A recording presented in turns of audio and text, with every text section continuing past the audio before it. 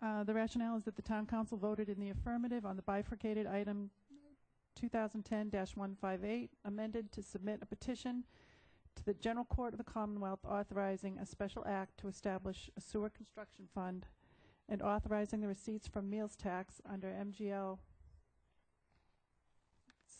Chapter 64L, Section 2A, and hotel motel tax rates in excess of 4% under MGL C64G, Section A. Because both the Senate and House of Representatives did not have the opportunity to vote within the 2010 session, the Town Council must vote a resolve authorizing the Town Manager to resubmit the petition. Do we have any discussion about this item? Councilor Crocker?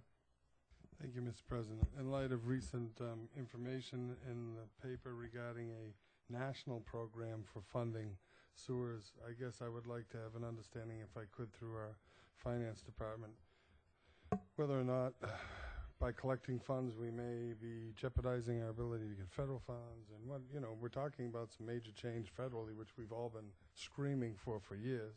And now here we are setting up something that suggests we have money when others might not. We might not appear quite so needy. And we certainly heard loud and clear from the voters about putting any other money in this fund. So maybe we can get a clarification on how this may act. It may be early too, so I apologize for putting him on the spot. Thank you. We do have the Finance Director, Mark Mill. Thank you, Mr. President. Unfortunately, yes, it is early in the process. I don't know what the impact would be, but the other side of the equation is that it may be looked favorably upon that the community is ponying up some money towards the program. The amount of money that we're talking about putting into this sewer trust fund isn't going to pay for the entire cost, the projected entire cost of the full plan that we're contemplating. So at least if we have some matching funds, that may actually put us in a better position if a federal program does come in down the line, because I doubt if it's going to be 100% grant. Could I have a follow-up, Mr. President? How much are you anticipating, since this is the only vehicle now to bring us money, since the taxpayers turned down the other ways with which we were going to contribute? What are you anticipating annually? And since we started to collect this before we actually had our fund approved, can you tell us the mechanism of how it's set aside in appropriate reserve? Sure. Thank you. On your first question, we anticipate about $1.7 million over a 12-month period between both taxes that we collect, about $1 million on the meals and $750,000 on the hotel tax.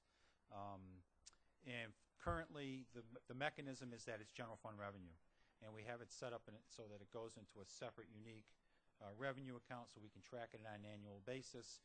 It'll close out at the end of the year to general fund balance. If this special legislation is not authorized, however, we can track it and subsequently move it to the trust fund once it's approved, because we are tracking it separately. Is it your, I'm sorry, Mr. President, may I ask for another follow-up? Is it your opinion that we will keep it in its entirety until such time as the legislation acts on this? Or because it's in the general fund, are you seeing it, well, you have plenty of sewer projects ongoing, how do you see it playing a role between now and the time perhaps that legislators would act? At this point in time, it's only going to accumulate until this legislation gets passed, if it gets passed. We have no other sewer expansion appropriations coming before the council in the near future. There's nothing, as you just saw in the appropriation orders for the capital program next year. There's nothing in addition contemplated for next fiscal year. So I think we'll have an answer on the special legislation before you see another appropriation order for a sewer expansion project. Thank you for the clarification. Thank you, Mr. President.